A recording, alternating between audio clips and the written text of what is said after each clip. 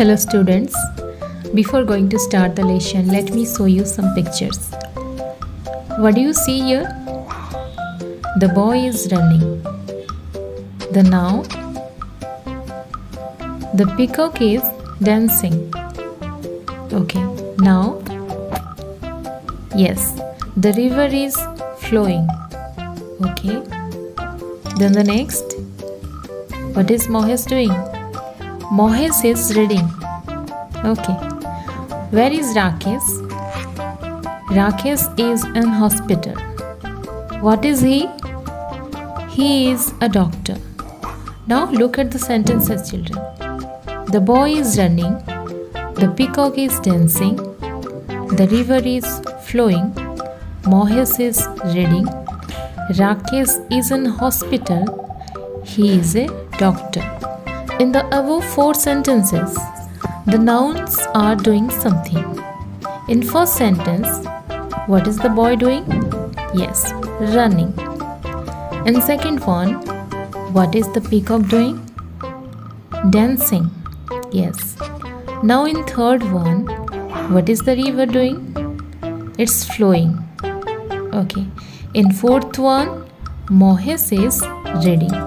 Okay, so these words are called as an action word. Now come to the 5th and 6th one. Here, can you get any action word? No, we can't find. But there is a word is in both of the sentences, which represent state of being, means the position or the profession of a noun. Clear? Now you can get your lesson. Yes, the verb. So what is a verb? A verb is an action word or state of being. Now we are going to talk about the kinds of verb, which is very important. So how many kinds of verbs are there? There are 3 kinds of verb. Remember, what are they? Transitive verb, intransitive verb, and the helping verb. The transitive verb and intransitive verb come under your action word or main verb, and the other one is helping verb. Now let's talk about transitive verb. If a verb needs any object to complete the sense, it is called transitive verb. Example: farmers grow wheat. Here, the action word is grow, and it needs an object like wheat to complete the sense that what do the farmers grow? They grow wheat. If we write only farmers grow without the object wheat, we can't get the sense of that sentence, isn't?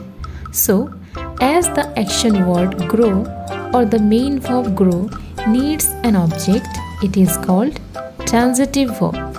So here, grow is a transitive verb. Clear? Okay. The next about intransitive verb. If a verb doesn't need any object, it is called intransitive verb. Like birds fly. Here we already get the sense that birds fly. There is no need of any object. Similarly, you read. Dogs bark. Okay, so here the action words fly, read, bark don't need any object, so that here they are known as intransitive verb. Then the last one is helping verb. So helping verb are used to help the main verb to make a tense of that sentence. Example: she is eating rice. They will go to temple. Ram was going to school. In first sentence, the helping verb helps the main verb eat to make the tense of present continuous or present progressive. Similarly, in second one, the helping verb will helps the main verb go to predict the future time, and was is used to indicate the past tense of that sentence. All clear, children? Okay. Again I will repeat. Transitive verb needs object Intransitive verb doesn't need any object, and helping verb helps the main verb. Okay, now I'm going to talk about double object. At first, you have to know about what is object. Let's take an example. Here is a simple sentence. You eat rice. In this sentence, which is the subject, children? You have already learnt about subject. Yes, you is the subject. By whom the action is done is known as subject. So here, you is the subject. Okay? Now, which is the action word or the main verb? Yes, eat is the action word or main verb. So again I will repeat. The action of eating is done by you.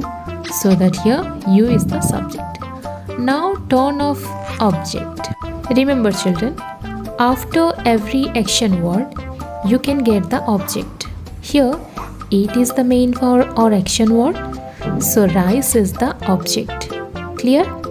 Here, we get only one object. What about double object? Remember, there are two types of objects. They are indirect object and direct object. Indirect object refers all the living beings like animal, bird, human being.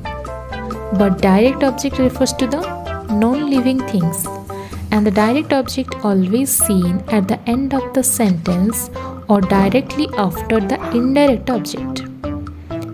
Here is an example. My father gave me a chocolate. As I told you, my father is the subject and gave is the action word or main verb.